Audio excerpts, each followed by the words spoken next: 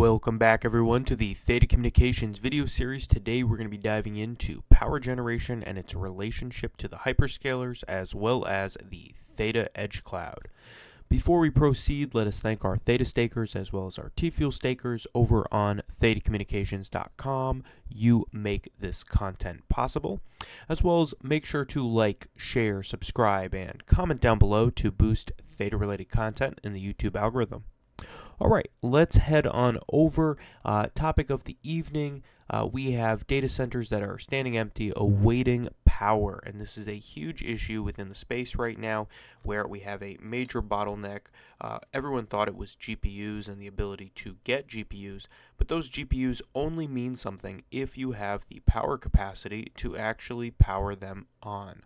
If you do not, you end up running into an issue where you are not able to scale efficiently.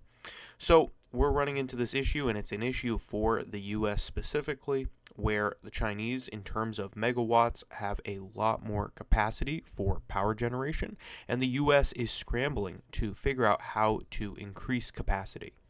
So if we go over here to this MIT article, you'll see that we have Microsoft and varying other hyperscalers making huge deals, which really show how risk-on they are with the energy sector right now. A good example is Microsoft has a deal with a company that has not even proven that they can actually produce the power and the cost efficiency yet. That just shows the amount of bets that are being taken and why it is so necessary for them to put these bets on the table. They also have signed a deal to buy power for 20 years on a nuclear facility and hopefully will be online by 2028. And it seems like the average between Amazon, Google, it seems like 2028, 2030 seems to be the time frame from when their bets or their investments will actually start to produce for them. So there's a huge gap here, a two plus year gap for the market, where the power consumption, they have to figure out what they're going to do and compete with residential use, right? This is a huge issue, and something I've argued about is that all hyperscalers will eventually become power generation companies or adjacent to them. Because if you can get costs down to pennies, you have unlimited throughput then, right? That is, power has always been the limiting factor, cost of power in a capitalist society to producing a good or service. So if you can bring that down to zero, you can almost create the deflationary elements to breach or break out of some of those elements there. So with that being said, this is where Theta comes into play, is you have this gap here that needs to get filled, and you need to figure out a way to manage and autonomously route to the most efficient sources. This MIT article here did a really good job of highlighting and talking about basically Theta Edgecloud itself. They called it a different name. They called it carbon-aware computing.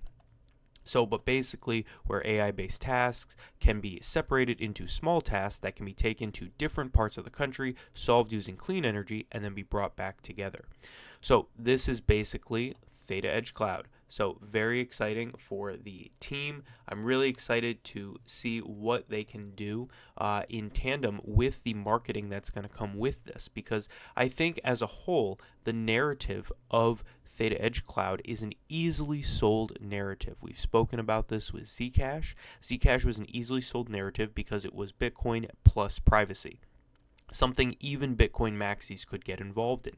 And now with power generation, this is going to be an easily sold narrative to push Theta into the future, as well as increase valuation of Tfuel and volatility because of the fact that it's easily sold to the residential. One, because they do not want their bill to increase, so you can fearmonger on that front.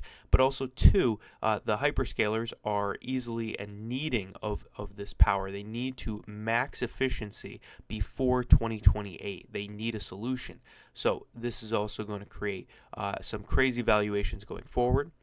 And it's why we are very proud to offer Elite Edge Notes over on ThetaCommunications.com. We're very happy to be part of this story and the transition process to this autonomous routing of compute power and resources because that is the most important thing. We've said it, it's the transmission, the ability to convert the power or max efficiency of the power, right?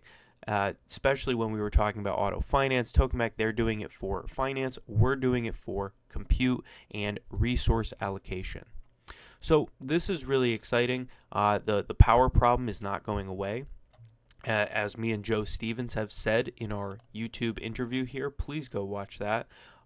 As we make more capacity, more of it will be utilized. So Theta as a transmission point will keep being valuable even with nuclear going forward. Alright everyone, I hope you have found this video well. I look forward to seeing the next one. Take care. And of course, I'll see you on Theta Tfuel Island. Bye-bye.